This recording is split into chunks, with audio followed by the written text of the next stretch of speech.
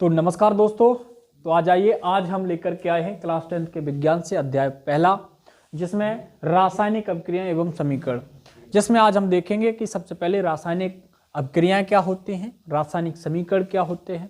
उससे पहले हम देखेंगे कि रासायनिक अभिक्रियाएं जो होती हैं उनमें होने में जो भी प्रक्रियाएं होती हैं, जो भी परिवर्तन होते हैं वो क्या होते हैं। तो सबसे पहले हम जानेंगे कि जो भी रासायनिक अभिक्रियाएं होती हैं तो उसमें बहुत सारे परिवर्तन होते हैं। तो उन परिवर्तनों को हम क्या कहते हैं, तो जितने भी परिवर्तन होते हैं एक रासायनिक अभिक्रिया के दौरान हम उनको कहते हैं रासायनिक परिवर्तन। तो रासायनिक परिवर्तन हम समझेंगे और उसके बाद हम देखते हैं कि भौतिक परिवर्तन क्या होते हैं और रासायनिक परिवर्तन में अंतर क्या होता है। देखिएगा, तो सबसे पहले बहुत सारे हम आसपास में बहुत सारे पदार्थों को देखते हैं और उन पदार्थों में कुछ न कुछ जब दो या दो से अधिक पदार्थ आपस में मिलते हैं तो उनमें बहुत सारे परिवर्तन होते रहते हैं। जैसे हम लोगों ने दीवार में लगे हुए रोशनदान को देखा होगा, अगर वो डायरेक्ट क्या करते हैं, वायु की संपर्क में आते हैं तो उसमें जंग लगना आरंभ हो जाता है। मिट्टी के संपर्क में आते हैं तो उसमें जंग लगना आरंभ हो जाता है। तो इस प्रकार से उसमें क्या हो रहा है, कुछ परिवर्तन हो रहा है और इस परिवर्तन के होने की प्रक्रिया को हम क्या कहेंगे, रासायनिक अभिक्रियाएं कहेंगे। चलिएगा, तो हम समझते हैं सबसे पहले रासायनिक परिवर्तन और भौतिक परिवर्तन। देखिएगा, रासायनिक परिवर्तन क्या होते हैं कि जब किसी पदार्थ में उसकी अवस्था बदले, उसका रंग बदले और उसकी गंध बदले, स्वाद बदले और उसके ताप में अगर परिवर्तन होता है तो हम इस प्रकार से होने वाले परिवर्तनों को रासायनिक परिवर्तन कहते हैं।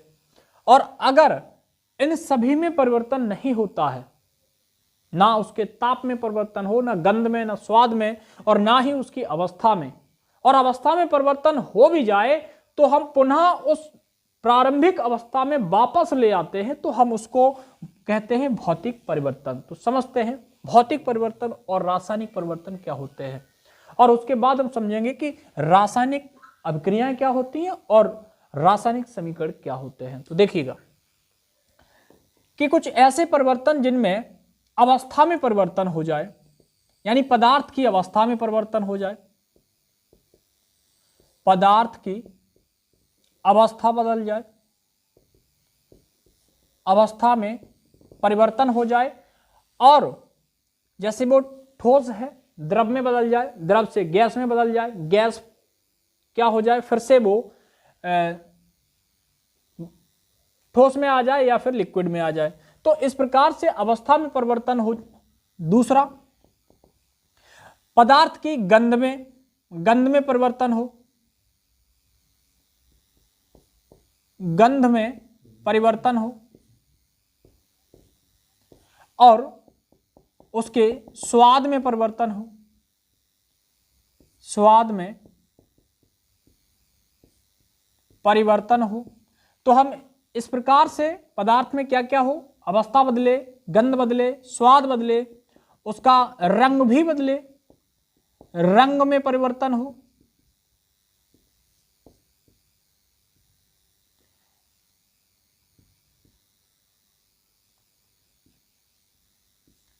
और इसके साथ साथ उसके ताप में परिवर्तन हो, ताप में परिवर्तन हो। और इस प्रकार से जब ये सारे परिवर्तन हो जाएं और इन परिवर्तनों को पुनः प्रारंभिक स्थिति में न लाया जा सके तो हम ऐसी परिवर्तन को रासायनिक परिवर्तन कहते हैं। क्या कहते हैं, रासायनिक परिवर्तन कहते हैं। और यहाँ पे भौतिक परिवर्तन में क्या होता है कि जब उसकी अवस्था बदल जाए लेकिन हम पुनः उस अवस्था में ले आए तो हम भौतिक परिवर्तन कहेंगे। जैसे अगर हम पानी को 0 डिग्री सेल्सियस पर ठंडा कर दें तो क्या हो जाएगा, वो बर्फ बन जाएगा। और अगर हम उसको 100 डिग्री सेल्सियस पर क्या कर दें, उसको गर्म कर दें तो वो गैस में बदल जाएगा। और गैस को फिर से हम अगर ठंडा कर दें तो वो क्या हो जाएगा, जल बनेगा, जल से फिर से वो बर्फ बन जाएगा। यानी कि उसकी प्रारंभिक स्थिति से अगर हम एक परिवर्तन करने के बाद पुनः प्रारंभिक स्थिति में ले आते हैं तो हम उसको भौतिक परिवर्तन कहेंगे। चलिएगा, इसकी अवस्था में भी परिवर्तन नहीं हो, हाँ, इसमें पदार्थ की अवस्था में परिवर्तन ना हो, हम सीधे से यहाँ पे नहीं लिख देते हैं।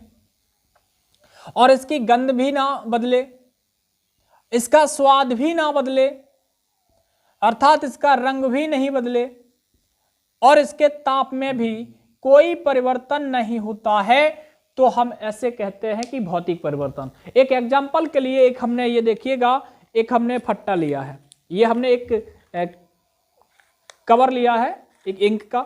अगर हम इसके बहुत सारे टुकड़े कर दें, ये हमने एक टुकड़ा कर लिया, दो टुकड़े कर लिए, और हमने बहुत सारे इसमें टुकड़े कर लिए, तो बताइएगा क्या इसकी अवस्था भी बदली है? नहीं बदली है। अगर हम इसमें देखते हैं क्या इसका अभी रंग बदला है? नहीं बदला है। इसकी गंध भी नहीं बदली है, इसका स्वाद भी नहीं बदलेगा, और ना ही इसके अभी ताप में किसी भी प्रकार का कोई परिवर्तन आया है। तो इस प्रकार से अगर कोई परिवर्तन होता है तो हम इसको कहते हैं भौतिक परिवर्तन कहते हैं। रासायनिक परिवर्तन का एक एग्जाम्पल समझ लेते हैं। चलिएगा, हमने देख लीजिए, एक हमने चीनी ले ली, चीनी में हमने डाल दिया है पानी डाल लिया है, और पानी जब मिला देंगे इसमें हम और भी चीजें डाल लेंगे, हम नींबू डाल लेंगे। क्या डाल लेंगे? नींबू डाल लेंगे। अब ये सब मिलकर के बन गया एक शरबत। क्या बन गया है? शरबत बन गया है, शरबत बन गया है। अब इस शरबत में देखेंगे हम कि क्या क्या बदला है। जो चीनी थी ये ठोस थी, पानी द्रव था, नींबू भी भैया निचोड़ेंगे तो उसका लिक्विड निकलेगा, उसमें भी क्या निकलेगा? एक लिक्विड ही होगा, अर्थात वो द्रव होगा। अब ये द्रव अवस्था में थे, ये ठोस अवस्था में था। अब जब शरबत बना है तो शरबत को देखेंगे ये पूरी तरीके से लिक्विड अवस्था में होगा। अब जो रंग पहले चीनी और पानी का था, क्या वो शरबत का अलग भिन्न होगा? बिल्कुल होगा। शरबत का रंग भी भिन्न होगा, इसमें कुछ गंध भी इन सभी से अलग आ रही होगी, इनसे अलग इसके गुण होंगे। नींबू खट्टा था, अब यहाँ पे खट्टा पूरी तरीके से इसका स्वाद चेंज हो गया होगा, यानी कि पानी भी इसमें मिला हुआ है और चीनी भी मिली हुई है, तो इसका स्वाद भी कुछ अलग हुआ होगा। और इसी प्रकार से जब हम इसको देखेंगे तो इसका रंग, गंध, स्वाद, ताप भी कुछ परिवर्तन हुआ होगा। तो इस प्रकार से जो परिवर्तन होते हैं हम इसको कहते हैं रासायनिक परिवर्तन। क्या कहते हैं? रासायनिक परिवर्तन। अब इसी रासायनिक परिवर्तन के होने की प्रक्रिया को हम कहेंगे रासायनिक अभिक्रिया। क्या कहेंगे? रासायनिक अभिक्रिया। तो ध्यान रखिएगा, रासायनिक अभिक्रिया किसे कहेंगे? रासायनिक अभिक्रिया किसे कहेंगे? अभिक्रिया। तो रासायनिक परिवर्तन होने की प्रक्रिया को रासायनिक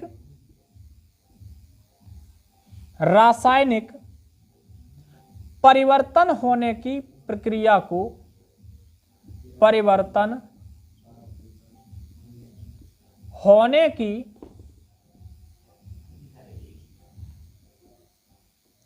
प्रक्रिया को रासायनिक अभिक्रिया कहेंगे। क्या कहेंगे? रासायनिक अभिक्रिया कहेंगे।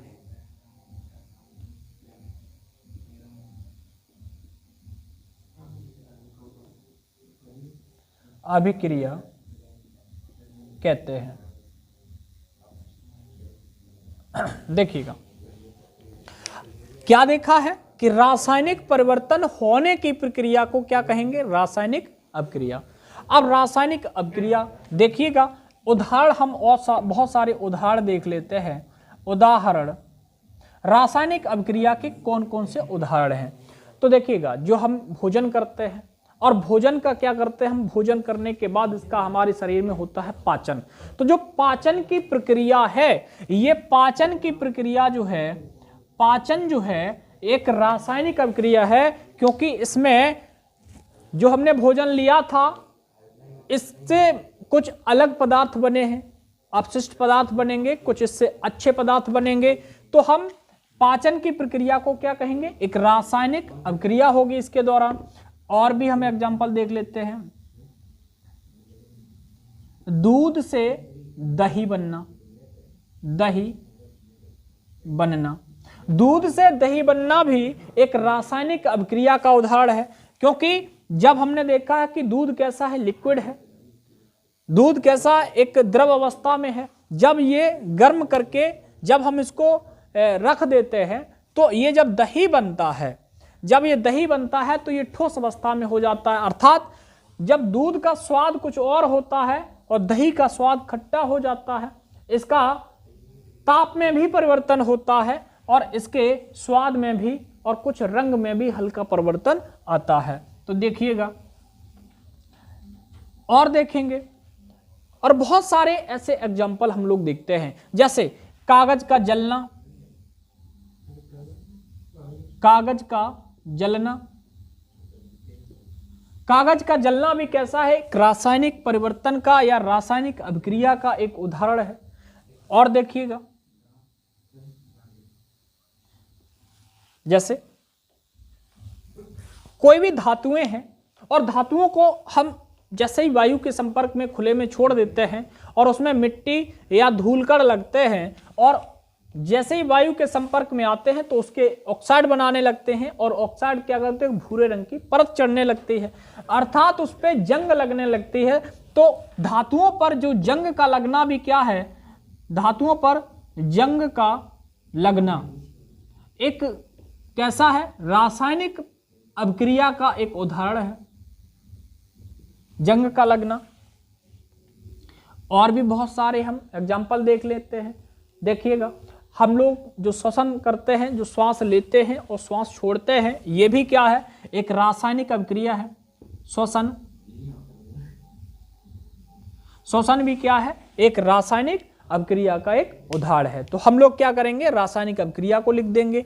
रासायनिक अभिक्रिया क्या है, तो रासायनिक अभिक्रिया को हम दो तरीके से लिख सकते हैं। जब दो या दो से अधिक पदार्थ मिलकर के एक नए गुण वाला एक नया पदार्थ का निर्माण होता है तो उसके बीच जो भी होने वाली प्रक्रियाएं हैं, हम उन प्रक्रियाओं को क्या कहते हैं, रासायनिक अभिक्रिया कहते हैं। क्या कहते हैं, रासायनिक अभिक्रिया कहते हैं। चलिएगा हम देखते हैं आगे।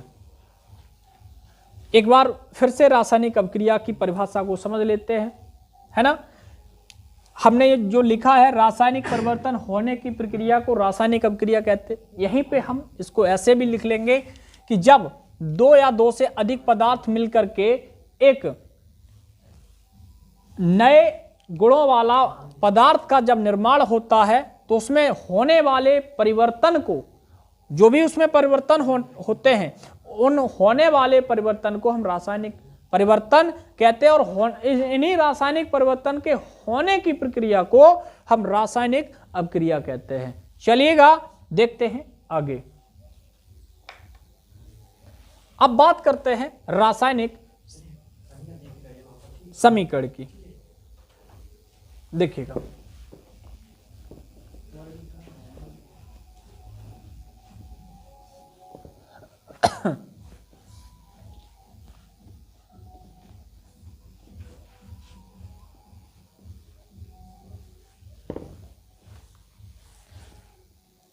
अब देखते हैं रासायनिक समीकरण। रासायनिक समीकरण क्या होता है, रासायनिक समीकरण। तो रासायनिक समीकरण क्या होता है कि जब पदार्थ क्या होते हैं, जब दो या दो से अधिक पदार्थ मिलकर के और एक नए गुणों वाले पदार्थ का निर्माण करते हैं, तो ऐसे पदार्थ के निर्माण की प्रक्रिया कहलाती रासायनिक अभिक्रिया। लेकिन अब रासायनिक समीकरण किसे कहेंगे, जो भी पदार्थ रासायनिक अभिक्रिया में भाग लेते हैं उन पदार्थों को लिखने की प्रक्रिया को हम क्या कहेंगे, रासायनिक समीकरण कहेंगे। क्या कहेंगे, रासायनिक समीकरण। अगर हम उनको उनके शब्दों से लिख करके बताते हैं तो हम उसको रासायनिक शब्द समीकरण कहेंगे। अगर उनके हम प्रतीकात्मक रूप से लिखते हैं, अगर उनके संकेतों के द्वारा लिखते हैं तो हम इसको रासायनिक समीकरण कहते हैं। देखिएगा रासायनिक समीकरण क्या होता है, जब दो या दो से अधिक पदार्थ जब दो या दो से अधिक पदार्थ रासायनिक अपक्रिया में भाग लेते हैं, रासायनिक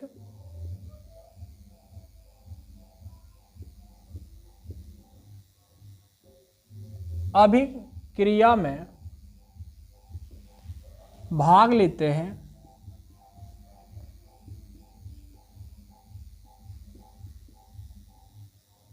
और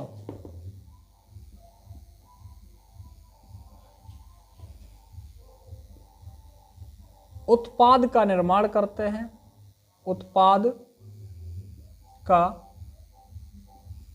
निर्माण करते हैं,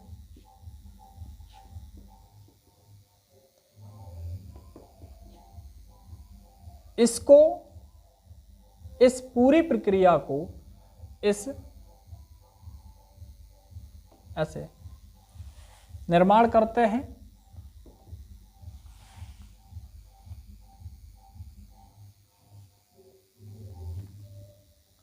इसमें भाग लेने वाले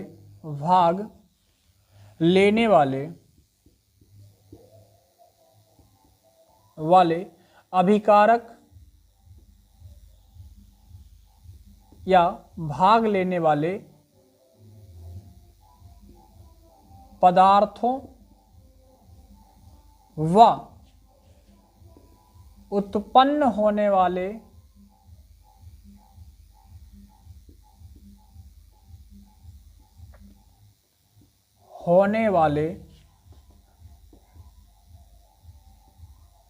पदार्थों को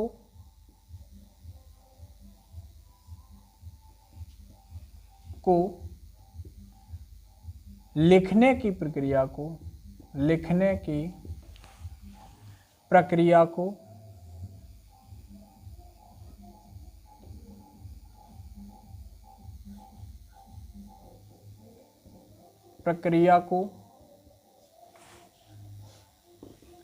रासायनिक समीकरण कहते हैं, रासायनिक समीकरण कहते हैं, समीकरण कहते हैं। देखिएगा,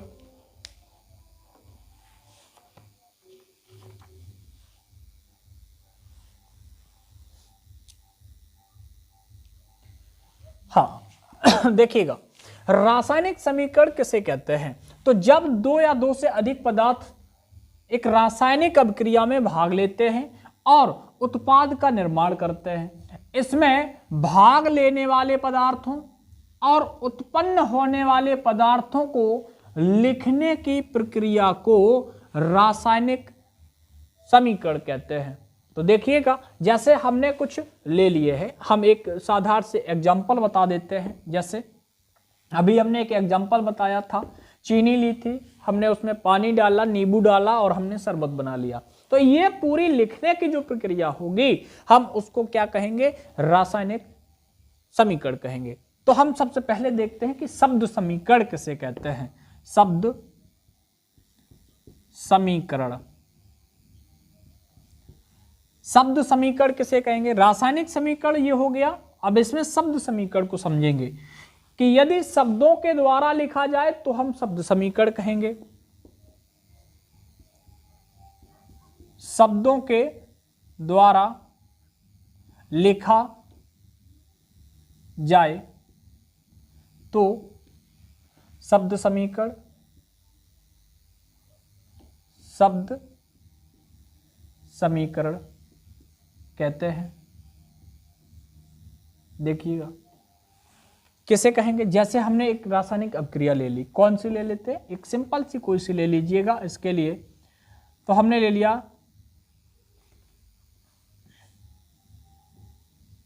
हाइड्रोजन, हाइड्रोजन प्लस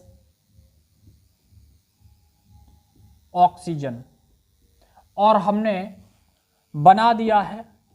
जब ये दो पदार्थ मिले, मिलने के बाद इन्होंने जल बनाया। क्या बनाया? एक जल बनाया।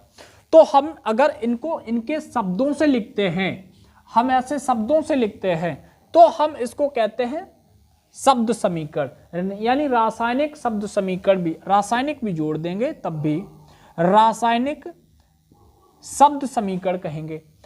अब अगर हम इनके प्रतीकात्मक रूप से लिख दें तो हम इसको कहेंगे रासायनिक समीकरण। देखिएगा, दोनों पूछे भी जा सकते हैं और आपको जानना भी चाहिए कि शब्द समीकरण कैसे कहते हैं, रासायनिक समीकरण कैसे कहते हैं। तो अगर उनके शब्दों से लिख दिया जाए तो शब्द समीकरण, और अगर उनके संकेतों के रूप से लिख दिया जाए, उसके प्रतीकात्मक रूप से लिखा जाए, अर्थात प्रतीकात्मक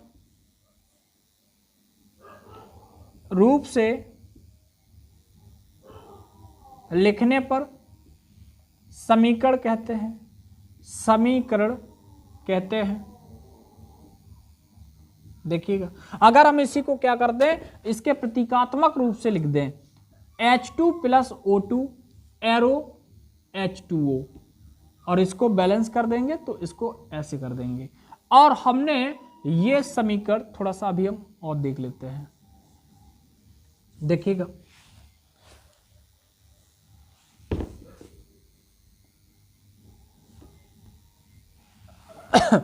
हाँ, तो प्रतीकात्मक रूप से अगर हम लिखते हैं तो हम इसको क्या कहते हैं, रासायनिक समीकरण कहते हैं। जैसे हमने यहां पे लिख दिया है हाइड्रोजन प्लस ऑक्सीजन और एरो, यहां जल बनाया है H2O, तो यहां पे हमने अगर ऐसे लिख दिया है तो हम इसको कहेंगे रासायनिक समीकरण। अब देखिएगा, रासायनिक समीकरण होता क्या, रासायनिक समीकरण में जो भाग लेने वाले जो पदार्थ होते हैं, जो रासायनिक अभिक्रिया में जो भाग लेने वाले, रासायनिक जो अभिक्रिया होगी, इनमें जो अभिकारक कहेंगे, जो भाग लेने वाले पदार्थ होंगे, इनको कहेंगे अभिकारक। क्या कहेंगे, अभिकारक कहेंगे। और जो भाग लेने के बाद जो उत्पाद बना है, जो नया पदार्थ बना है, हम उसे कहेंगे उत्पाद। देखिएगा,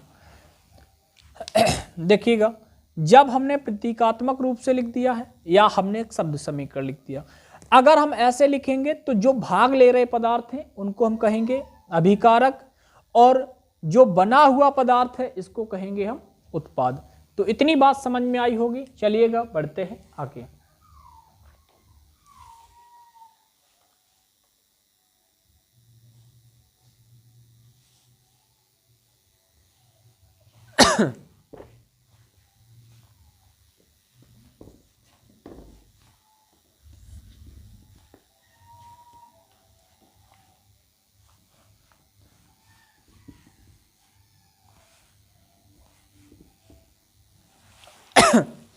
हमने ये जान लिया है कि रासायनिक समीकरण किसे कहते हैं। तो रासायनिक समीकरण को हमने समझ लिया है कि जब दो पदार्थ या दो से अधिक पदार्थ, जब भी पदार्थ भाग लेते हैं और भाग लेने के बाद एक नया प्रोडक्ट बनाते हैं, नया पदार्थ बनाते हैं, तो उसके लिखने की प्रक्रिया को हम लोग क्या कहते हैं, रासायनिक समीकरण कहते हैं। अब रासायनिक समीकरण में हमको अभी और बहुत सारी चीजें समझनी है।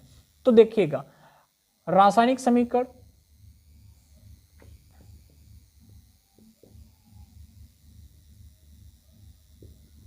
रासायनिक समीकरण। अब रासायनिक समीकरण भी आपको दो प्रकार से मिलेंगे। एक मिलेगा असंतुलित रासायनिक समीकरण, असंतुलित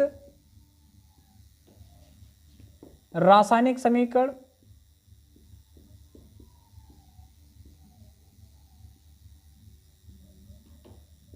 और एक मिलेगा आपको संतुलित रासायनिक समीकरण, संतुलित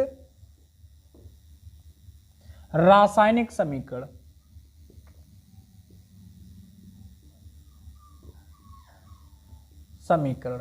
अब देखिए, संतुलित और असंतुलित क्या होता है, हम यहां पे दोनों को समझ लेते हैं।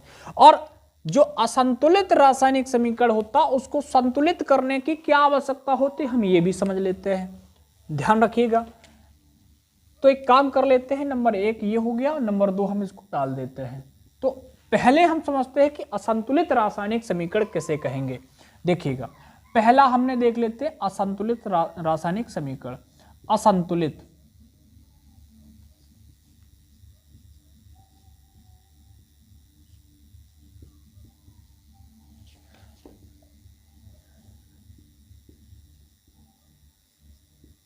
देखिएगा, असंतुलित रासायनिक समीकरण एक ऐसा समीकरण जिसमें अभिकारकों और उत्पाद दोनों में उनके परमाणु क्रमांकों जो भाग ले रहे हैं, यौगिक या तत्व जो भी भाग ले रहे हैं, उनमें उनके परमाणु क्रमांकों की संख्या समान नहीं होती है, तो हम ऐसे समीकरण को कहेंगे असंतुलित रासायनिक समीकरण। जैसे एक हम समीकरण का उदाहरण देते हैं, H2 + O2 एरो H2O। अब यहाँ पे हम देखेंगे इस रासायनिक समीकरण में भाग लेने वाले जो अभिकारक हैं और जो निर्माण हुआ उत्पाद है, इनमें देखेंगे क्या इनके परमाणुओं के जो परमाणु क्रमांक हैं क्या वो समान हैं। यहाँ पे देखिएगा अभिकारक में हाइड्रोजन 2 भाग ले रहे थे, हाइड्रोजन के 2 परमाणु भाग ले रहे थे। अब यहाँ पे देखिएगा हाइड्रोजन के कितने परमाणु हैं, 2 हैं, या हाइड्रोजन तो बराबर है। ऑक्सीजन के यहाँ पे 2 परमाणु भाग ले रहे थे, तो क्या इधर भी ऑक्सीजन के 2 परमाणु हैं? यहाँ पे 2 परमाणु नहीं है। अगर ये नहीं है तो हम ऐसे समीकरण को क्या कहेंगे, असंतुलित रासायनिक समीकरण कहेंगे। देखिएगा एक और एग्जाम्पल की तरफ देखते हैं, एक और एग्जाम्पल देखते हैं। अगर हम इसको ऐसे एक और दे दिया जाए Mg + O2, Mg + O2 दे दिया, हम इसको MgO लिख देते हैं। या हम एक और, हाँ चलिएगा एक पहले ये समझ लेते हैं। यहाँ पे ये दिया गया Mg + O2 और एरो दिया है MgO। अब Mg के कितने परमाणु भाग ले रहे हैं इस अभिकारक में, इस अभिक्रिया के दौरान? एक Mg का परमाणु भाग ले रहा है, ऑक्सीजन के 2 परमाणु भाग ले रहे हैं, जबकि यहाँ पे एक ही Mg है और एक ही यहाँ पे क्या है, ऑक्सीजन का परमाणु है।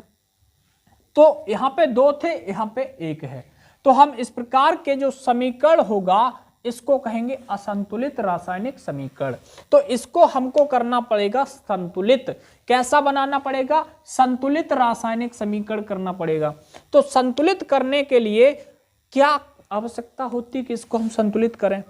तो इसको हम संतुलित क्यों करते हैं? क्योंकि द्रव्यमान संरक्षण का नियम ये कहता है कि ना तो पृथ्वी पे ना तो हम किसी भी पदार्थ का निर्माण कर सकते हैं और ना ही किसी भी पदार्थ को हम नष्ट कर सकते हैं, बल्कि उसकी अवस्था को परिवर्तन कर सकते हैं। हम किसी भी पदार्थ को न उत्पन्न कर सकते और ना ही किसी भी पदार्थ को हम नष्ट कर सकते हैं, सिर्फ अवस्था बदल सकते हैं। तो इसके लिए हमें असंतुलित रासायनिक समीकरणों को करना होगा अब संतुलित।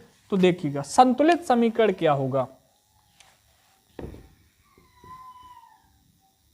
संतुलित रासायनिक समीकरण,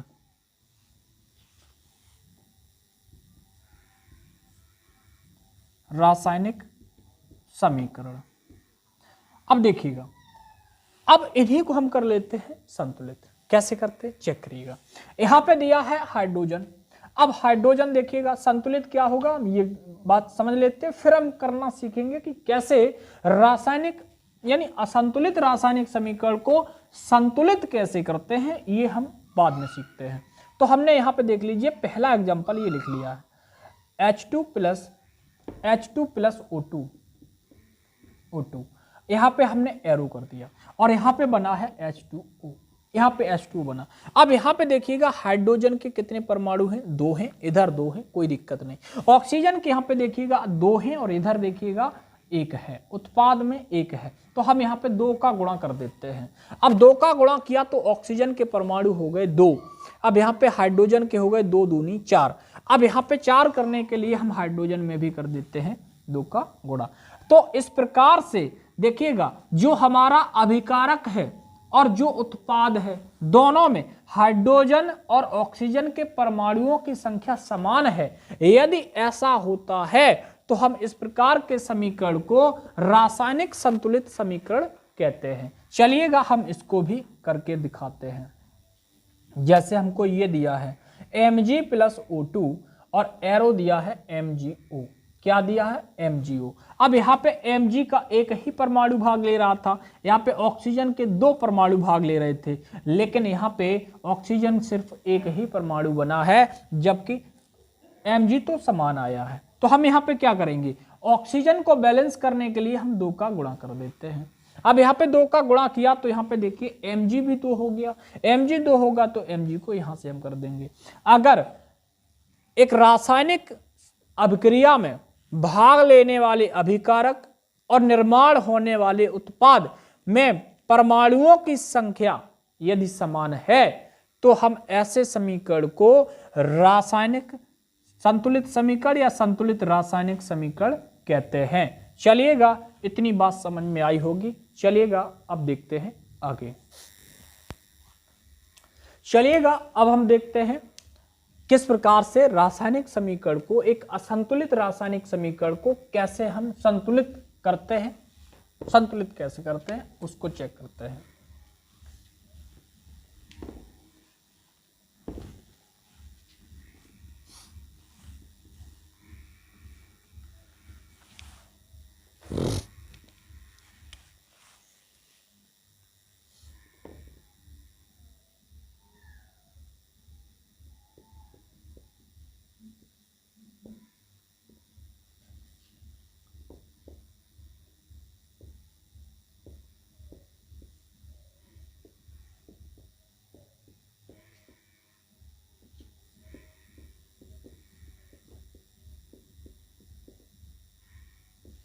देखिएगा, तो हम क्या करेंगे, सबसे पहले हम एक रासायनिक समीकरण को संतुलित करना सीखते हैं। और संतुलित कैसे करते हैं, क्यों करते हैं, ये हमने बता दिया है। क्योंकि इसलिए करते हैं क्योंकि जो भी भाग लेने वाले अभिकारक हैं और जो भी निर्माण होने वाला उत्पाद है, उनमें प्रत्येक परमाणुओं की जो प्रत्येक पदार्थ के प्रत्येक यौगिक के जो परमाणु होंगे, उनके परमाणुओं की जो संख्या होगी वो समान होनी चाहिए। भाग लेने वाले जो भी परमाणु हैं उसकी संख्या समान होनी चाहिए। चलिएगा एक हम देखते हैं। तो यहाँ पे एक हमने रासायनिक समीकरण लिया है Fe प्लस H2O। क्या लिया है? Fe प्लस H2O लिया है और ये बना देता है Fe2O3 प्लस Fe2O3 प्लस ये H2 गैस निकाल देता है, हाइड्रोजन गैस निकालता है। चलिएगा, अब ये हमको एक रासायनिक समीकरण दिया है। पहले तो हम इसको चेक करेंगे क्या ये संतुलित है या असंतुलित है। तो इसमें देखिएगा, यहाँ पे ये फेरस आयरन के कितने परमाणु हैं? 1 है, इधर 2 हैं। यहाँ पे हमको मिल गया कि ये जो रासायनिक समीकरण है ये एक असंतुलित रासायनिक समीकरण है। हाइड्रोजन के कितने परमाणु? 2 हैं, यहाँ पे हाइड्रोजन के 2 हैं। ऑक्सीजन का यहाँ पे 1 है तो ऑक्सीजन के यहाँ पे 3 है। तो एक काम करते हैं, एक हम चार्ट बना लेते हैं और इसको क्रमबद्ध तरीके से सीखते हैं। चलिएगा, इसमें सबसे पहले हम एक ऐसी चार्ट बना लेते हैं। एक तरफ हम लिख लेते हैं LHS और एक तरफ लिख देते हैं RHS और यहाँ पे हम लिख देते हैं परमाणु। क्या लिख देते हैं? परमाणु। इस अभिक्रिया में कितने परमाणु भाग ले रहे हैं? तो सबसे पहला हमने लिख दिया है कि Fe ले रहा है। Fe के LHS में 1 परमाणु है, RHS में देखेंगे 2 परमाणु है। यहाँ पे हाइड्रोजन भी भाग ले रहा है, हाइड्रोजन के परमाणु इसमें 2 हैं, लेकिन RHS में भी 2 हैं। यहाँ पे चेक करेंगे, ऑक्सीजन भी यहाँ पे भाग ले रहा है। तो ऑक्सीजन के परमाणु इसके अभिकारकों में देखिएगा 1 है, जबकि उत्पाद में यहाँ पे 3 है। इतनी बात सभी बच्चों को समझ में आई होगी। हमने सिर्फ क्या किया है, इनके हमने अभिकारक और उत्पाद दोनों में भाग लेने वाले परमाणुओं के परमाणु संख्या देखी है। बताओ, परमाणुओं की संख्या देखी है। अब क्या करेंगे, अब इसको हम एक काम कर लेते हैं। जब भी इसको हम संतुलित करेंगे तो संतुलित करने के लिए एक काम करना, इनके आणविक सूत्र से कोई भी छेड़छाड़ नहीं करेंगे, इसमें हम किसी भी प्रकार का कोई बदलाव नहीं करेंगे। अब बदलाव नहीं करेंगे तो इसके लिए हम एक काम कर लेते हैं, हम इसको ऐसे लिख देते हैं Fe plus H2O arrow Fe2O3 plus H2। हम इसको एक बॉक्स में बंद कर देते हैं, ये हमने कर लिया एक बॉक्स में बंद। क्योंकि इसलिए ये कर लिया है क्योंकि हम इसके आणविक सूत्र में, इसके हम फॉर्मूले में किसी भी प्रकार का कोई परिवर्तन नहीं करेंगे। अब हम देखते हैं कि इधर हमारे ये अभिकारक और ये रहे हमारे उत्पाद। तो उत्पाद में सबसे पहले हम क्या करते हैं, हाइड्रोजन को देखते हैं। तो हाइड्रोजन यहाँ पे 2 हैं और यहाँ पे 2 हैं, बराबर है। इसके बाद हम देखेंगे, या हम एक काम करते हैं, सबसे बड़े वाले को इसको लेते हैं। यहाँ पे देखिएगा, यहाँ पे Fe जो दिया है, Fe में परमाणुओं की संख्या कितनी है, 2 है। यहाँ पे हमने 2 का मल्टीप्लाई कर दिया, यहाँ पे बराबर हो गए, Fe बराबर हो गया। अब हम देखते हैं कि हाइड्रोजन, हाइड्रोजन हमारा बराबर है। ऑक्सीजन देखिएगा यहाँ पे 3 है। अब यहाँ पे कितने हैं, यहाँ पे देखिएगा 1 है। तो हम यहाँ पे 3 करने के लिए क्या कर दें, यहाँ पे 3 करने के लिए हमने 3 का गुणा कर दिया। जब हमने 3 का गुणा किया तो यहाँ पे हाइड्रोजन तो वो ऑक्सीजन तो हो गए कितने, 3, और हाइड्रोजन हो गए 3 दूनी 6। अब जब हमने 3 का गुणा किया तो हाइड्रोजन को 6 करने के लिए भी हम 3 का स्तर मल्टीप्लाई करेंगे। तो इसी प्रकार से हम इसको लिख देंगे कि कितना, 2Fe plus 3H2O arrow Fe2O3 plus 3H2। अगर हम ऐसे लिख देंगे तो ये हो जाएगा हमारा रासायनिक संतुलित समीकरण। हाँ, तो अभी तक हमने पढ़ लिया था कि रासायनिक अभिक्रियाओं के किस प्रकार से हम उनको संतुलित करते हैं और संतुलित करना क्यों अनिवार्य होता है, ये भी हमने जान लिया था।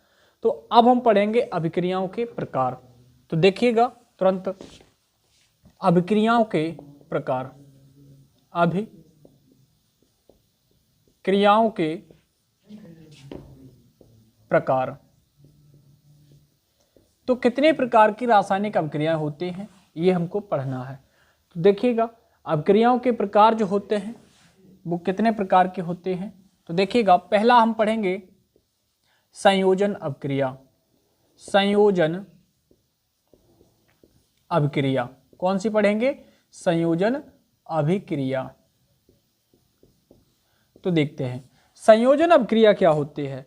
तो संयोजन अभिक्रियाएं वे रासायनिक अभिक्रियाएं होती हैं जिनमें 2 या 2 से अधिक अभिकारक मिलकर सिर्फ एक ही एकल प्रोडक्ट का निर्माण या एकल उत्पाद का निर्माण करते हैं। तो हम इनको क्या कहते हैं, संयोजन अभिक्रिया कहते हैं। देखिएगा वे रासायनिक अभिक्रियाएं, वे रासायनिक अभिक्रियाएं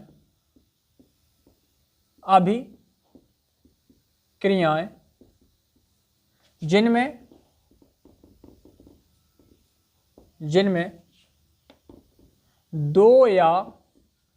2 से अधिक अभिकारक मिलकर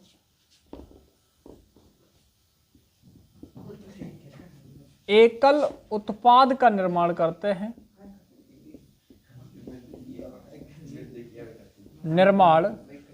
करते हैं, संयोजन अभिक्रिया कहलाती है। संयोजन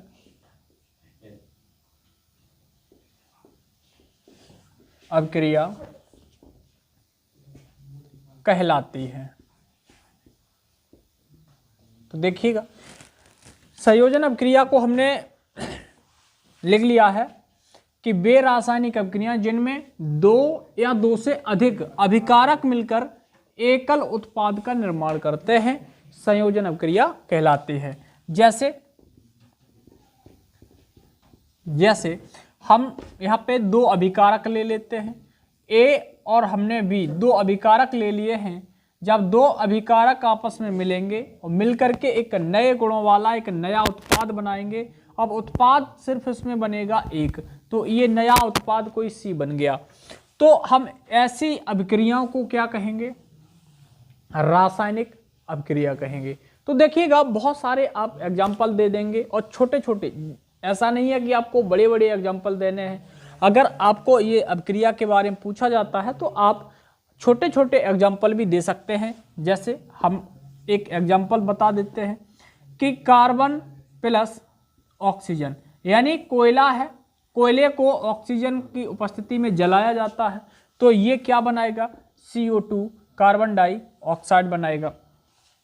तो जब देखिएगा कार्बन था, ऑक्सीजन, दो यहाँ पे अभिकारक भाग ले रहे हैं और सिर्फ एक ही उत्पाद का निर्माण कर रहे हैं, तो हम इसको क्या कहेंगे?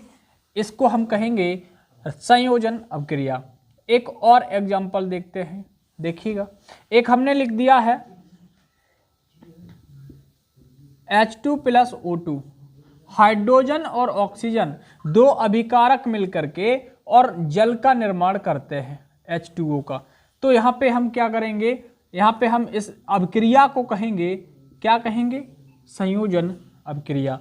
एक आध और भी आप छोटे छोटे एग्जाम्पल याद कर लेंगे। हाँ, जब भी एक बात जरूर याद रखना है, जब भी अभिक्रिया को लिखते हैं तो उसके एग्जाम्पल और उदाहरण जरूर लिख देंगे ये, क्योंकि अगर आप ये लिखते हैं तो आपको पूरे पूरे नंबर मिलते हैं। चलिएगा एक और लिख देते हैं Mg प्लस O2। तो Mg प्लस O2 जब दो अभिकारक मिलेंगे तो ये MgO बनाएंगे। क्या बनाएंगे? MgO, मैग्नीशियम ऑक्साइड बनाएंगे। तो यहाँ पे हम दो का गुणा कर देते हैं और यहाँ भी हम दो का गुणा कर देते हैं इसको बैलेंस करने के लिए। तो ये हो गए 3 एग्जाम्पल किसके? संयोजन अभिक्रिया के। चलिएगा अब देखते हैं वियोजन अभिक्रिया। देखिएगा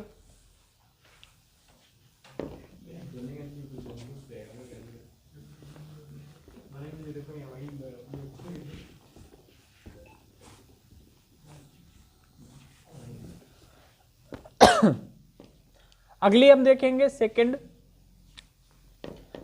देखेंगे वियोजन अभिक्रिया। वियोजन अभिक्रिया, तो ध्यान रखिएगा वियोजन का मतलब होता है टूटना। अब यहाँ पे ठीक जो संयोजन अभिक्रिया पड़ी है इसका ठीक विपरीत होता है, क्योंकि संयोजन का मतलब होता है आपस में जुड़ना और वियोजन का मतलब उसका अलग अलग होना। तो इसकी परिभाषा कैसे लिखेंगे? वे रासायनिक अभिक्रियाएं, वे रासायनिक अभिक्रियाएं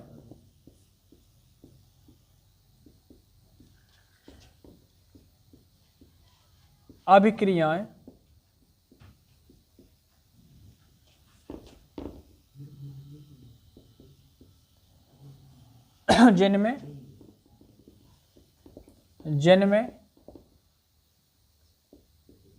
एकल अभिकारक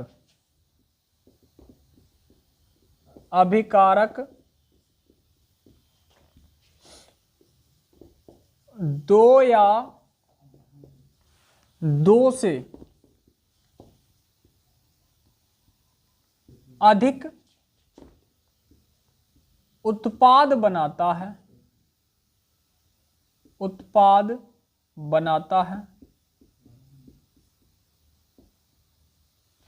तो ऐसी अभिक्रिया को हम क्या कहेंगे? वियोजन अभिक्रिया। अब वियोजन अभिक्रियाएं भी जो होते हैं, यानी किन्हीं रासायनिक अभिक्रियाओं में 3 प्रकार से वियोजन होता है।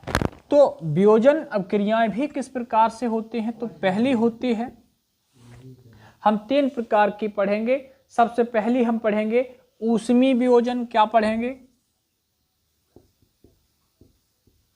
ऊष्मीय वियोजन। दूसरी पढ़ेंगे हम विद्युत वियोजन।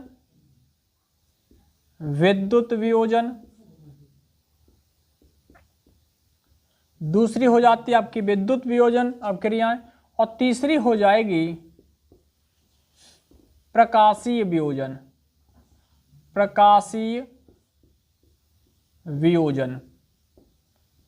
ये 3 प्रकार से रासायनिक अभिक्रियाओं में वियोजन होता है, अर्थात एक अभिकारक 2 या 2 से अधिक उत्पाद बनाता है। तो पहली हम देखते हैं कौन सी है, सबसे पहली ऊष्मीय वियोजन। तो अगर हम इसके लिए एग्जाम्पल लिखना चाहेंगे तो हम सभी के लिए क्या करेंगे, एग्जाम्पल एक एक याद रखेंगे। अब देखिएगा, पहली हम देखते हैं कि ऊष्मीय वियोजन क्या है। ऊष्मीय वियोजन, तो ऊष्मीय वियोजन अभिक्रियाएं क्या होती हैं? ऐसी रासायनिक अभिक्रियाएं जो ऊष्मा देने पर या ऊष्मा देने पर इनमें क्या हो, वियोजन हो, या अभिकारक टूट करके 2 या 2 से अधिक उत्पाद बनाए, तो हम ऐसी अभिक्रियाओं को क्या कहेंगे, ऊष्मीय वियोजन। अर्थात ऊष्मा द्वारा होने वाले वियोजन को ऊष्मीय वियोजन कहेंगे। क्या कहेंगे, ऊष्मा द्वारा वियोजन को ऊष्मीय वियोजन कहेंगे। क्या कहेंगे, ऊष्मीय वियोजन कहेंगे। जैसे जैसे देखिएगा, एक हमने फेरस सल्फेट ले लिया FeSO4, और इसको हमने क्या दिया, ऊष्मा दिया। क्या दिया, ऊष्मा दिया। जब इसके ऊष्मा दी जाएगी, जब इसमें ऊष्मा दी जाएगी तो ये क्या बनाएगा, तो ये बनाएगा फेरिक ऑक्साइड और सल्फर डाइऑक्साइड और सल्फेट बनाएगा। देखिएगा, तब यहां पे क्या बनेगा तब यहां पे फेरिक ऑक्साइड बनाएगा प्लस सल्फर डाइऑक्साइड और सल्फेट बनाएगा। यानी कि Fe2O3 फेरिक ऑक्साइड, इसको लिख देते हैं ferric oxide, sulphur dioxide, sulphur dioxide और ये सल्फेट, ये बनाएगा। अब देखिएगा, इसको बैलेंस करते हैं तो इसमें देखिएगा कितने हैं, 2 हैं, तो हम यहाँ पे 2 का गुणा कर देते हैं। तो यहाँ पे चेक करिएगा, यहाँ पे सल्फर 2 हो गए, सल्फर भी 2 हो गए, और यहाँ पे ऑक्सीजन 4 दूनी 8 हो गए, तो 3 और 2 5 3 8। ये आपकी वियोजन अभिक्रिया का, यानी ऊष्मीय वियोजन अभिक्रिया का आपका क्या हो जाता है, एक एग्जाम्पल हो जाता है। एक और हम देख लेते हैं, एक और हम देख लेते हैं देखिएगा, सेकंड एक और हम इसका एक एग्जाम्पल देखेंगे ऊष्मीय वियोजन का। तो कैल्शियम कार्बोनेट, कैल्शियम कार्बोनेट को हम क्या करते हैं, गर्म करते हैं, CaCO3। CaCO3 को हम क्या करेंगे, गर्म करेंगे, अर्थात हम इसको ऊष्मा देंगे। तो ये क्या काम करेगा, तो इसमें कैल्शियम ऑक्साइड बनेगा और कार्बन डाइऑक्साइड बनेगी। देखिएगा कैल्शियम ऑक्साइड बनेगा CaO प्लस CO2। क्या क्या बनेगा यहां पे, कैल्शियम ऑक्साइड जिसे हम बुझा हुआ चूना भी कहेंगे। क्या कहेंगे, बुझा हुआ चूना, और ये कार्बन डाई ऑक्साइड गैस बनेगी। और ये क्या था, ये कैल्शियम कार्बोनेट को कहेंगे चूना पत्थर। क्या कहेंगे, चूना पत्थर। यानी चूना पत्थर को हमने गर्म किया तो ये बुझा हुआ चूना बनाएगा और इसमें से कार्बन डाइऑक्साइड गैस निकलेगी। तो ये हो गए आपके ऊष्मीय वियोजन के उदाहरण। तो देखिएगा आगे बढ़ते हैं और अगला देखते हैं वैद्युत वियोजन। क्या देखेंगे, वैद्युत वियोजन।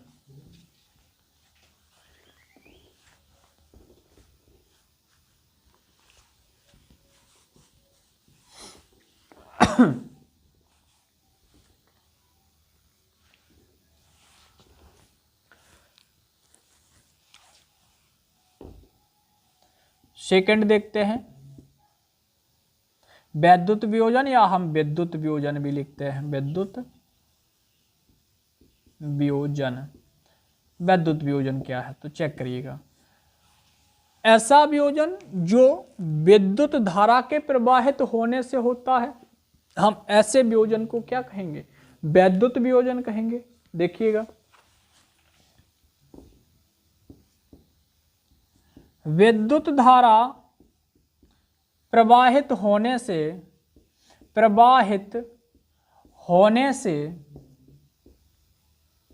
वियोजन को हम क्या कहेंगे, वैद्युत वियोजन कहेंगे।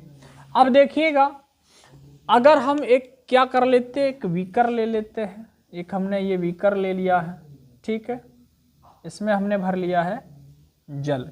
क्या भर लिया, यहाँ तक हमने भर लिया है जल भर लिया है, इसमें हमने भर लिया है जल। और इसमें हम क्या कर दें, इसमें जल में हम क्या कर दें, एक देखिएगा इसमें हम क्या कर दें, ये कोई बीकर है या हम प्लास्टिक का मग्गा कहेंगे, और इसमें हमने देखिएगा 2 परख नली डाल दी। क्या डाल दी हैं, परख नली डाल दी। और यहाँ पे हमने रबड़ के कुछ स्टॉपर लगा दिए हैं और यहाँ पे हमने एक तार निकाल दिया है। यहाँ भी हमने एक परख नली इसमें डाल दी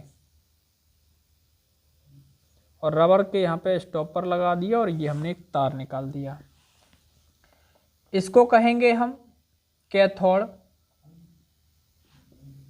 और इसको कहेंगे हम एनोड।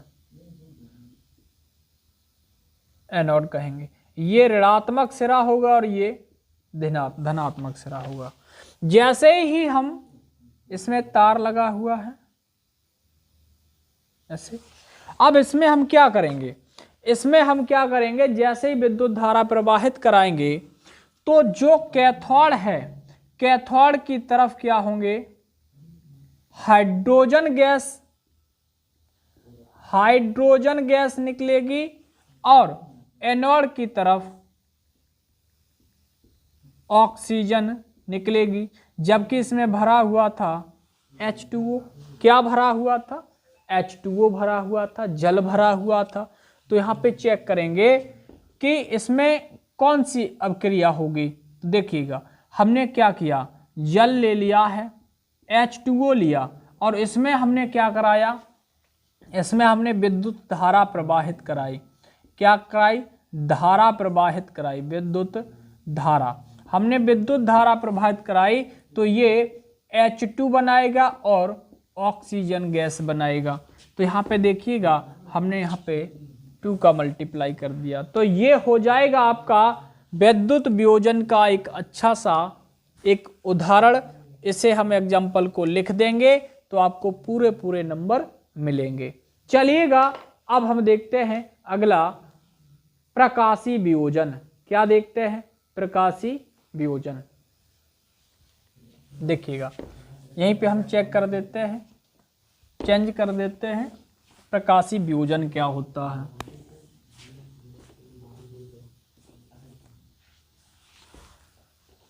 तो प्रकाशीय वियोजन क्या होता? तीसरा,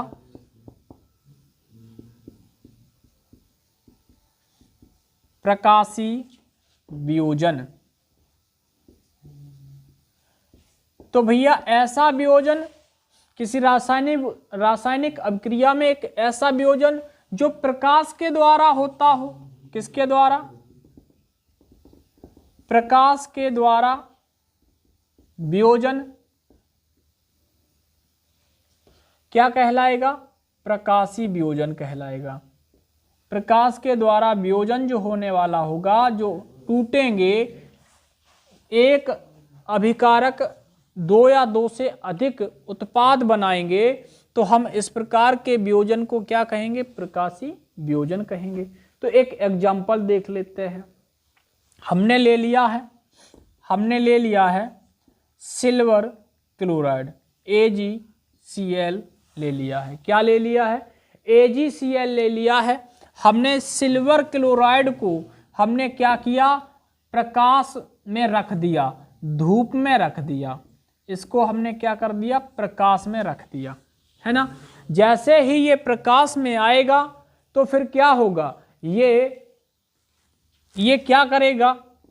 Ag यानी सिल्वर को अलग कर देगा और क्लोरीन गैस निकालने लगेगा। तो यहाँ पे क्या होगा? दो का हम देखिएगा, इधर 2 क्लोरीन है तो 2 का गुणा कर दिया है। ये हो जाएगा ये हो जाएगा प्रकाशीय वियोजन का एक एग्जाम्पल। एक और देखते हैं, हम सिल्वर ब्रोमाइड ले लेते हैं। क्या ले लिया हमने ले लिया है सिल्वर ब्रोमाइड, यानी कि हमने AgVr ले लिया, AgVr ले लिया। इसको हमने रखा प्रकाश की सामने, यानी प्रकाश में रखा, धूप में रख दिया। तो ये क्या बनाएगा? ये भी क्या बनाएगा? सिल्वर को अलग कर देगा और Br2 बना देगा, ब्रोमीन बना देगा। देखिएगा, Ag को अलग कर देगा प्लस Br2 बना देगा, ब्रोमीन को अलग कर देगा। तो यहाँ पे देखिएगा 2 का मल्टीप्लाई यहाँ कर देंगे, 2 का यहाँ कर देंगे। ये 2 एग्जाम्पल आप लिख देंगे प्रकाशीय वियोजन में। इसको कैसे लिखेंगे? रासायनिक अभिक्रिया में एक ऐसा वियोजन या ऐसी वियोजन अभिक्रिया जिसमें प्रकाश के द्वारा वियोजन होता है, तो हम इस प्रकार के वियोजन को प्रकाशीय वियोजन कहते हैं। और ये आप 2 एग्जाम्पल लिख देंगे तो आपको पूरे नंबर मिलेंगे। चलिएगा देखते हैं आगे। अब कुछ अभिक्रियाएं होती हैं, कुछ अभिक्रियाएं ऐसी होती हैं जिन्हें हम ऊष्माक्षेपी और ऊष्माशोषी कहते हैं। तो ऊष्माक्षेपी क्या होती हैं और ऊष्माशोषी क्या होती हैं, इनको भी हम समझ लेते हैं। फिर हम आगे पढ़ेंगे विस्थापन अभिक्रिया क्या होती, और हम पढ़ेंगे द्विविस्थापन या प्रतिस्थापन अभिक्रिया क्या होती है। चलिएगा हम पढ़ते हैं ऊष्माक्षेपी अभिक्रिया। ऊष्माक्षेपी अभिक्रिया क्या होती? तो ऊष्माक्षेपी अभिक्रियाएं वे रासायनिक अभिक्रियाएं होती हैं जिनमें रासायनिक अभिक्रिया के उपरांत क्या हो, जिसमें ऊष्मा भी उत्पन्न होती है। अगर ऊष्मा भी उत्पन्न होती है तो हम उसको ऊष्माक्षेपी कहते हैं। यानी कि हम क्या लिख देंगे? जिन अभिक्रियाओं में अभिकारकों को तोड़ने के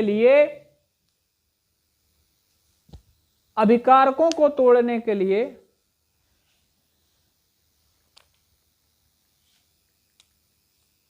अरे भैया चलिए, हाँ, ऊष्माक्षेपी अभिक्रियाएं क्या होंगी? वे रासायनिक अभिक्रियाएं जिनमें जब उत्पाद बनता है और उत्पाद के साथ साथ उसमें ऊष्मा भी निकलती है, तो हम इस प्रकार की अभिक्रियाओं को क्या कहेंगे? ऊष्माक्षेपी अभिक्रियाएं कहेंगे। यानी कि वे रासायनिक अभिक्रियाएं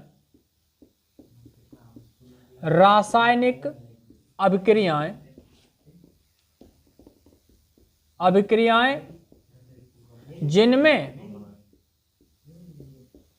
ऊष्मा यानी कि उत्पाद के साथ ऊष्मा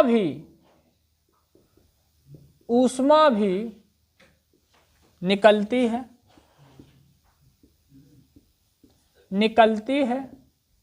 ऊष्मा क्षेपी कहलाते हैं, ऊष्मा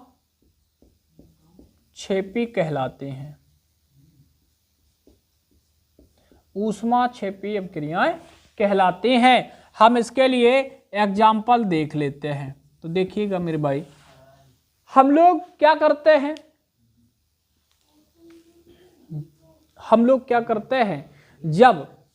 जब ये ग्लूकोज क्या करता है, हमारे श्वसन क्रिया के दौरान जब ऑक्सीजन के संपर्क में आता है, या पेड़ पौधों में हमने देखा है, पेड़ पौधों के लिए प्रकाश संश्लेषण की जो प्रक्रिया है, ये भी क्या करती है, ये उत्पाद बनाती है और इसके साथ साथ ऊष्मा का भी निर्माण करती है।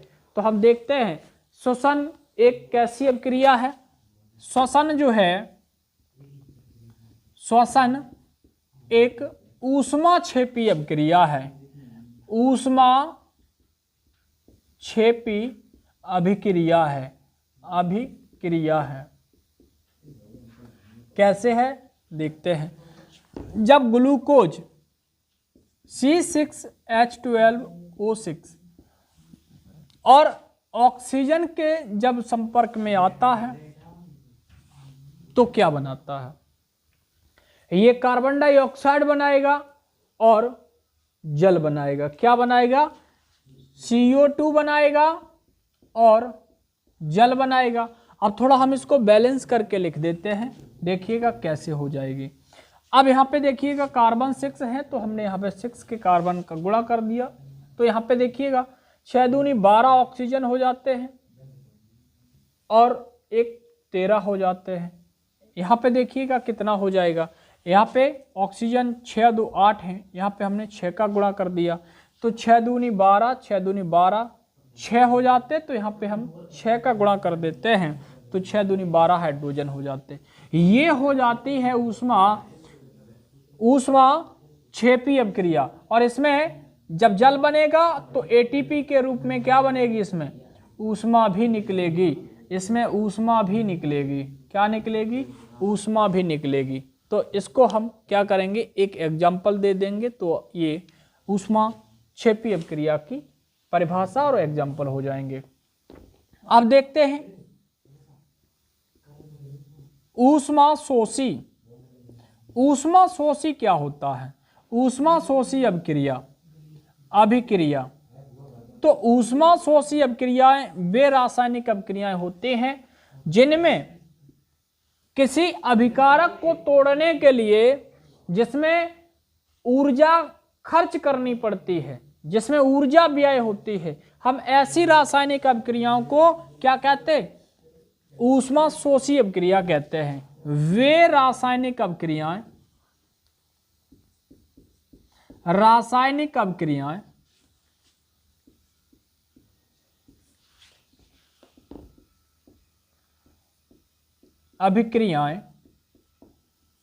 जिनमें अभिकारकों को तोड़ने के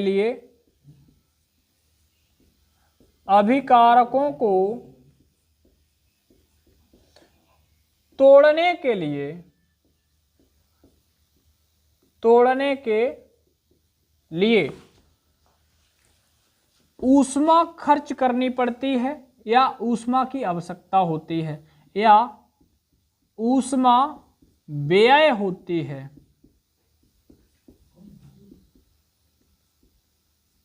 हम ऐसी रासायनिक अभिक्रियाओं को ऊष्मा शोषी अभिक्रिया कहते हैं। तो इसके लिए हम एक एग्जाम्पल देख लेते हैं कि एग्जाम्पल क्या होगा। तो देखिएगा,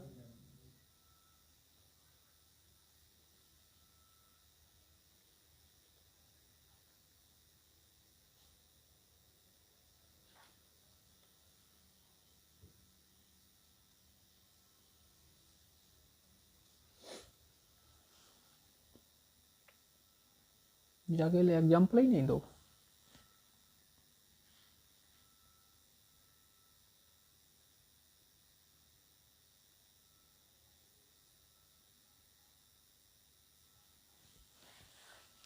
चलिएगा हम देखते हैं अगली रासायनिक अपक्रिया।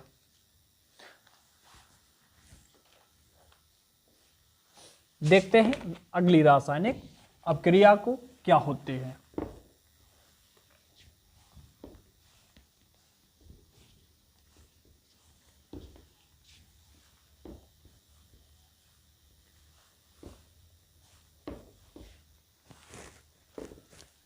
देखिएगा अगली रासायनिक अपक्रिया को हम देखेंगे। यहां पे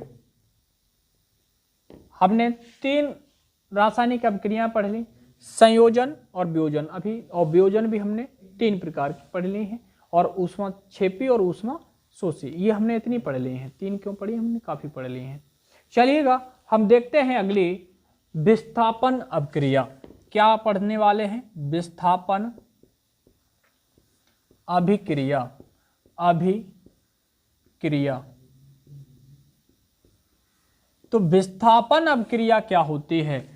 विस्थापन अपक्रियाएं वे रासायनिक अपक्रियाएं होती हैं जिनमें भाग लेने वाले जो अभिकारक होते हैं उनमें जो अधिक क्रियाशील तत्व होते हैं वो कम क्रियाशील जो तत्व है उसको विस्थापित करके यौगिक से क्या करता है, उसका स्थान ले लेता है। तो हम ऐसी रासायनिक अपक्रिया को क्या कहेंगे? विस्थापन अपक्रिया कहेंगे। यानी कि जब अधिक क्रियाशील तत्व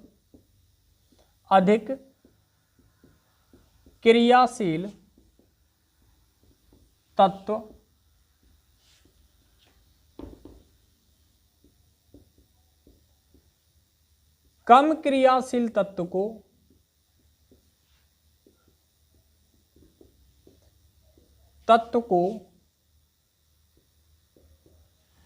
यौगिक से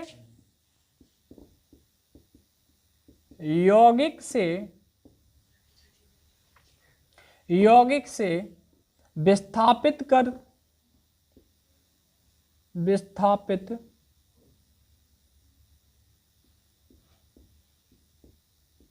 कर उसका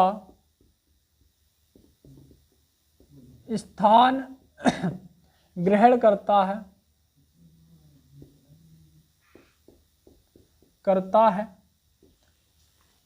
तो ऐसी अपक्रिया को हम विस्थापन अपक्रिया कहते हैं।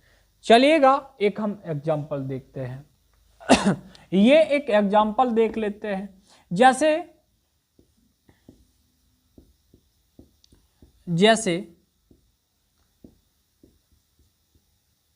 आयरन की अपक्रिया करा दी हमने कॉपर सल्फेट से, CuSO4 से। तो आयरन क्या होता? कॉपर की अपेक्षा अधिक क्रियाशील तत्व होता है। तो ये क्या करेगा? आयरन कॉपर को यहां से विस्थापित कर देगा, अलग हटा देगा, और आयरन की जगह कॉपर की जगह पे आयरन आ जाएगा और ये बना देगा FeSO4 प्लस Cu। ये कॉपर को क्या कर देगा? विस्थापित कर देगा और इसका स्थान ले लेगा। तो हम इसको क्या कहेंगे? हम इस अभिक्रिया को कहेंगे विस्थापन अपक्रिया। चलिएगा एक और एग्जाम्पल देखते हैं इसका। एक और एग्जाम्पल देख लेते हैं। देखिएगा यहां पे एक और एग्जाम्पल देखते हैं। जैसे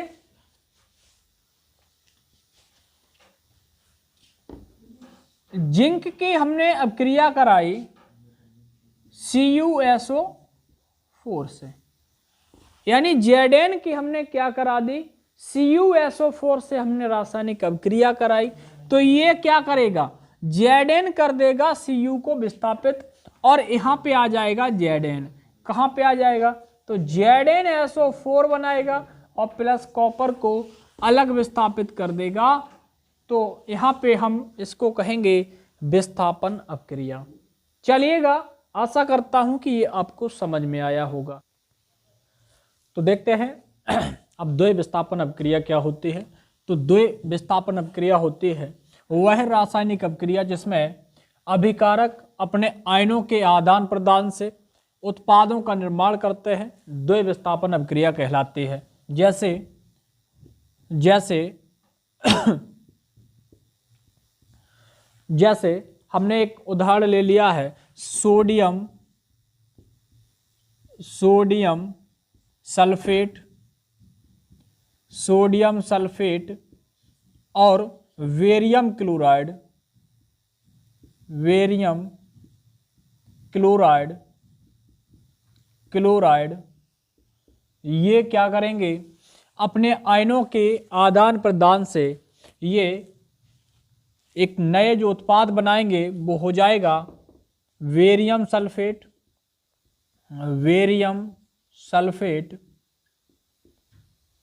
और प्लस सोडियम क्लोराइड। तो देखिएगा क्या कर लिया है इन्होंने, अपने आयनों को यानी सोडियम सल्फेट, इसको हम लिख देते हैं Na2SO4 प्लस VaCl2 एरो, ये हो जाएगा VaSO4 प्लस NaCl। ये इसका जो रासायनिक सूत्र हो जाएंगे। तो इसमें देखते हैं कि सोडियम ने क्या किया, वेरियम का स्थान ले लिया और वेरियम ने क्या किया है, सोडियम का स्थान ले लिया है। तो इन्होंने अपने आयनों की अदला बदली कर क्या किया है, उत्पाद बनाए हैं। तो इस प्रकार की जो अभिक्रिया है हम इसको क्या कहेंगे, द्वय विस्थापन अभिक्रिया कहेंगे। चलिएगा हम देखते हैं अगली अभिक्रिया के बारे में। अब देखते हैं उपचयन तथा अपचयन अभिक्रिया।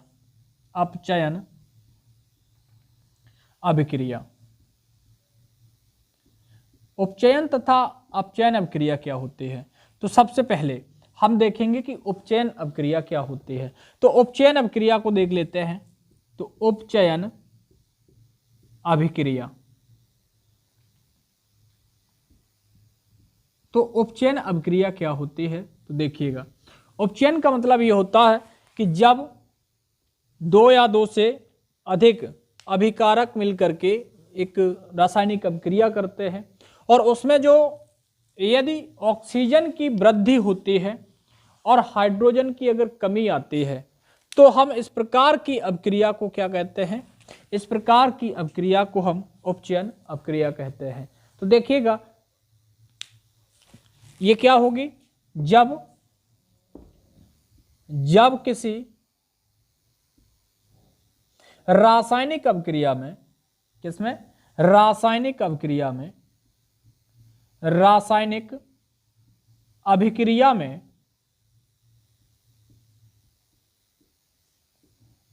में ऑक्सीजन की वृद्धि तथा हाइड्रोजन की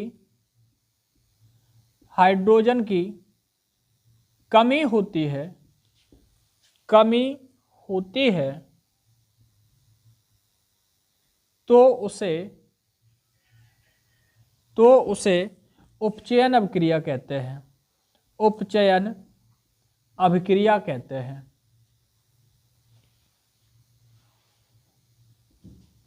उपचयन अभिक्रिया कहते हैं। देखिएगा इसके लिए एक एग्जांपल देख लेते हैं। तो जब रासायनिक अभिक्रिया में ऑक्सीजन की वृद्धि हो तो हम यहां पे देख लेते हैं कि जैसे एक हम एग्जांपल देख लेते, कार्बन प्लस O2, अगर हम कोयले को जलाते हैं तो यहाँ पे क्या होगा, कार्बन डाइऑक्साइड बनेगा, क्या बनेगा, CO2 बनेगा।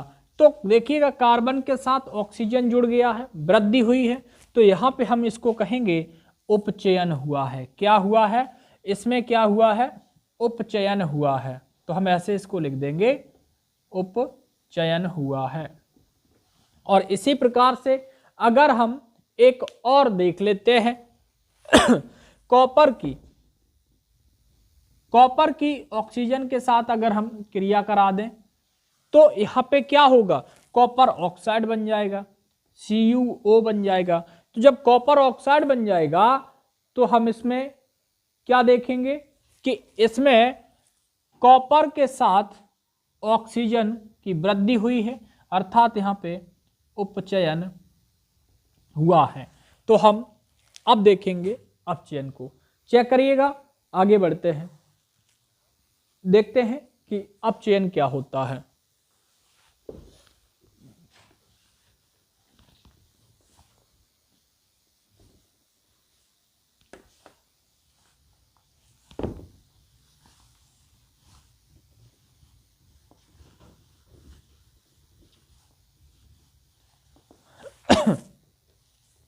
अब देखिएगा अपचयन अभिक्रियाएं क्या होती हैं। अपचयन अभिक्रिया। तो अपचयन अभिक्रिया क्या होती, वे रासायनिक अभिक्रियाएं जिनमें ऑक्सीजन की कमी और हाइड्रोजन की वृद्धि होती है, यानी कि वह अभिक्रिया, वह रासायनिक अभिक्रिया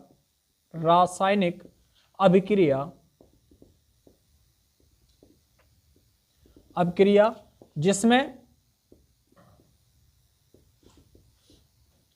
हाइड्रोजन की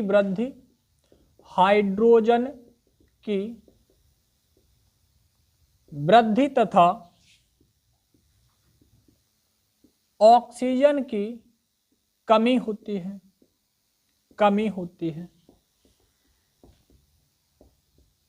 है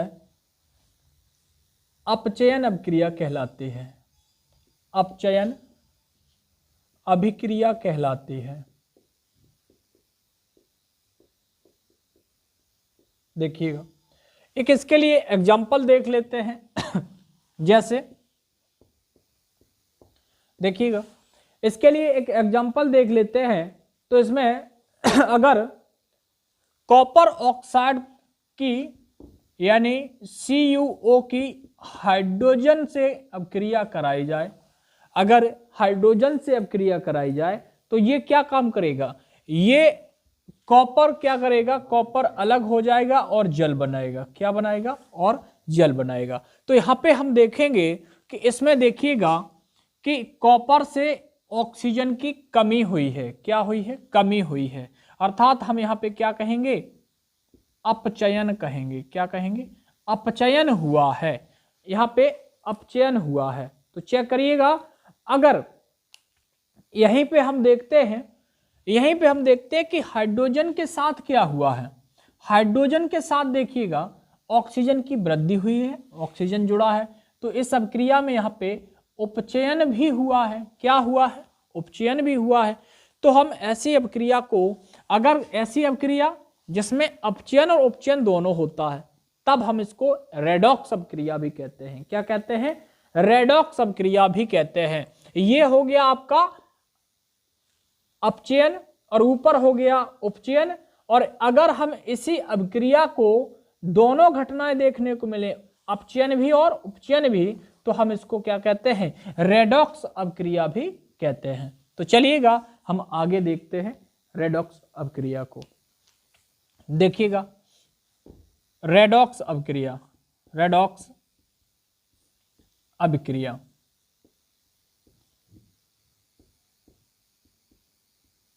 देखिएगा, वह रासायनिक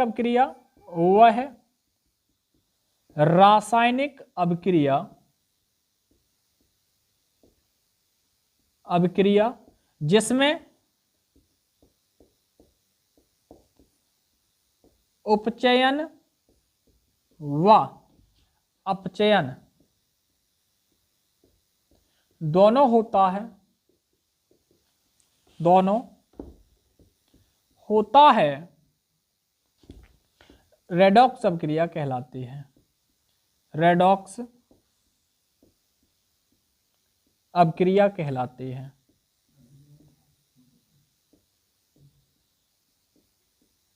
चेक करिएगा, यानी अपचयन भी हो और उपचयन भी हो, तो हम इस प्रकार की रासायनिक अभिक्रिया को क्या कहेंगे, रेडॉक्स अभिक्रिया।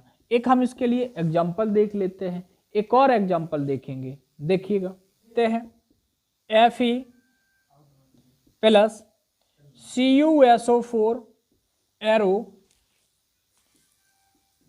FeSO4 plus Cu। तो ये हो जाएगा एक रेडॉक्स अभिक्रिया का उदाहरण। तो इसमें देखिएगा क्या होता है, इसमें चेक करिएगा कि इसमें यहां से चेक करेंगे कि यहां ऑक्सीजन जुड़ी हुई है, यहां उपचयन हुआ है, क्या हुआ है, उपचयन हुआ, जबकि कॉपर के साथ ऑक्सीजन जुड़ा था, यहां पे अपचयन हुआ है। क्या हुआ है, अपचयन हुआ है, अपचयन हुआ है। तो इस प्रकार की रासायनिक अभिक्रिया को हम क्या कहेंगे, इस प्रकार की रासायनिक अभिक्रिया को हम कहेंगे रेडॉक्स अभिक्रिया। तो चेक करिएगा और इसको नोट करिएगा। बढ़ते हैं आगे।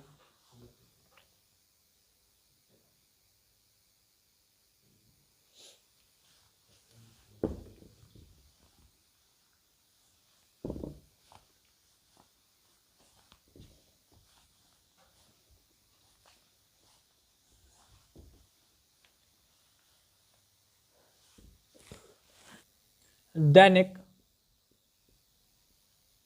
जीवन में, दैनिक जीवन में उपचयन, उपचयन अभिक्रिया का, अभिक्रिया का प्रभाव, क्या प्रभाव रहता है जब अपचयन होता है। तो हम दैनिक जीवन में क्या क्या देखते हैं कि जब धातुओं का या हमारे द्वारा खाए जाने वाले खाद्य पदार्थों का जब वायु के संपर्क में आने से उपचयन होता है तो क्या प्रभाव पड़ता है। तो सबसे पहला संक्षारण। तो संक्षारण क्या होता है ये देखेंगे। और नंबर दूसरा हम देखेंगे विकृत गंधिता, विकृत गंधिता। तो अब देखते हैं कि दैनिक जीवन में उपचयन अभिक्रियाओं का क्या प्रभाव पड़ता है। तो हम जानेंगे कि संक्षारण क्या होता है और विकृत गंधिता क्या होता है। कि जब कोई धातु, लिख देते हैं, जब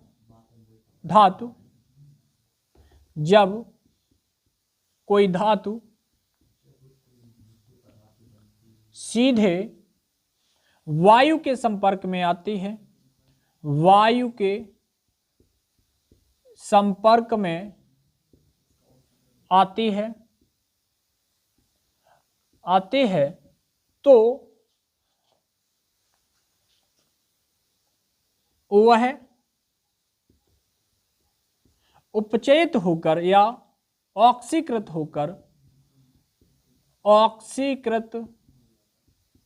होकर धातु का ऑक्साइड बनाती है, धातु का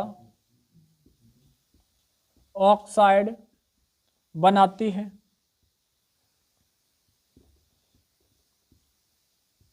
और उस पर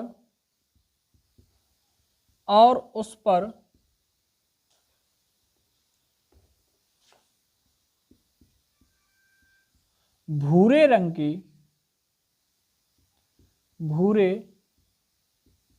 की परत चढ़ जाती है और धीरे धीरे वह नष्ट होने लगती है, धीरे धीरे, और वह धातु धीरे धीरे नष्ट होने लगती है,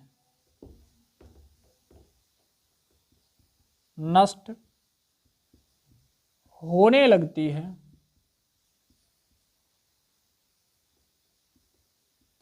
इस घटना को संक्षारण कहते हैं। अब देखिएगा संक्षारण को रोकने के उपाय। तो उपाय क्या होंगे,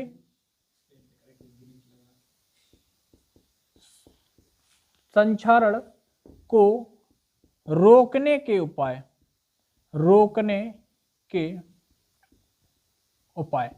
तो हम लोग बहुत सारे उपाय देखते हैं। जब हम लोग देखा होगा कि हमारे मकानों में दरवाजे लगे होते हैं, लोहे के दरवाजे लगे होते हैं, रोशनदान लगे होते हैं, तो उन पे हम लोगों ने जनरली देखा होगा कि धीरे धीरे जब उसको हम खुले में छोड़ देते हैं और उसमें धीरे धीरे भूरे रंग के एक धब्बे पड़ने लगते और धीरे धीरे वह अपनी चमक भी खो देते हैं और उसमें जंग लगना आरंभ हो जाता है। तो उसको रोकने के लिए हम लोग क्या करते हैं, उस पर पेंट करते हैं।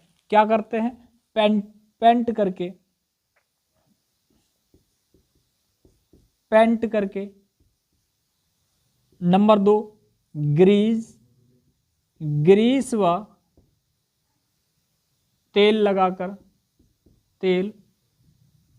लगाकर हम उसको चिकना बना देंगे तो उसमें क्या होगा, संक्षारण रुक जाएगा। तीसरा,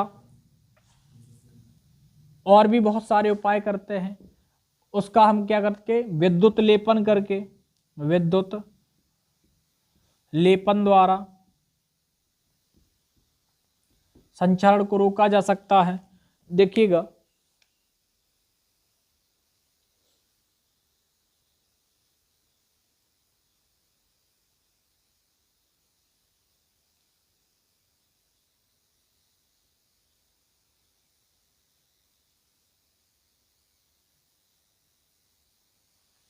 बस इतना बहुत है। हाँ, तो ये हम क्या करेंगे, इसके द्वारा हम संक्षारण को रोक सकते हैं। चलिएगा, हम विकृत गंधता को समझते हैं। तो विकृत गंधता क्या होता है कि जब कोई खाद्य पदार्थ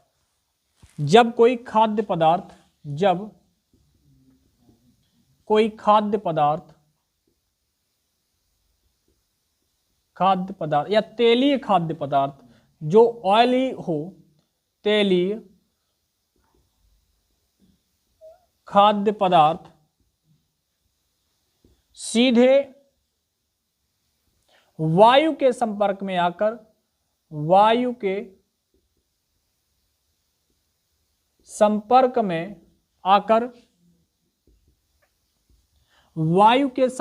आकर ऑक्सीकृत हो जाता है।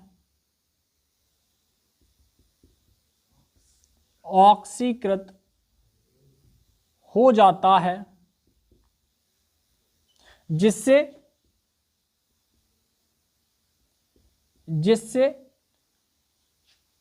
उसके स्वाद व गंध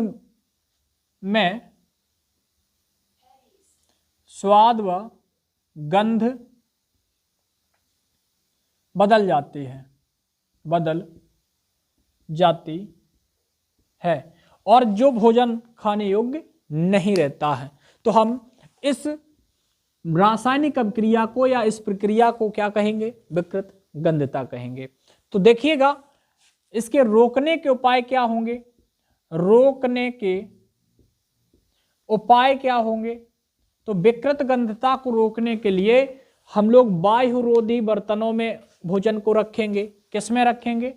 वायुरोधी बर्तनों का यूज करेंगे, बर्तनों के प्रयोग से। और नंबर 2, देखा होगा जितने भी नमकीन आते हैं, क्रैक्स वगैरह आते हैं और जितने भी छोटे छोटे रैपर में नमकीन कुरकुरे वगैरह आते हैं, तो उनमें देखिएगा, आपने देखा होगा कि पैकेट में नमकीन तो थोड़ी होती लेकिन उसमें गैस बहुत ज़्यादा भरी होती है। तो उसमें क्या होता, जो एंटीऑक्सीजन अर्थात उसमें नाइट्रोजन गैस भरी रहती है, यानी कि नाइट्रोजन गैस का उपयोग करना, नाइट्रोजन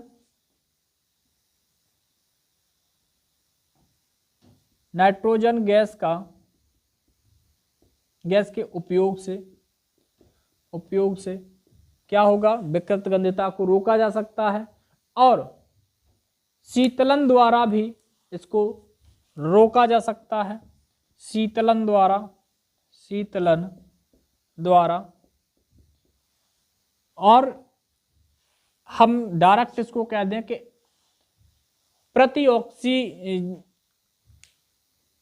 सीधे से प्रतिऑक्सीजनेटेड जो होगा, अर्थात जिसको हम प्रतिऑक्सी कारक का उपयोग करके ऐसे कह देंगे, है ना।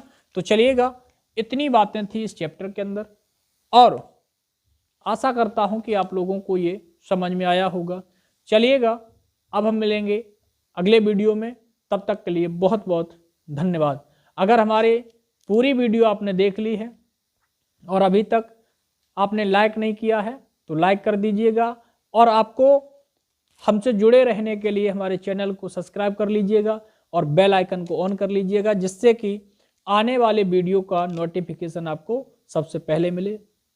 तब तक के लिए बहुत बहुत धन्यवाद।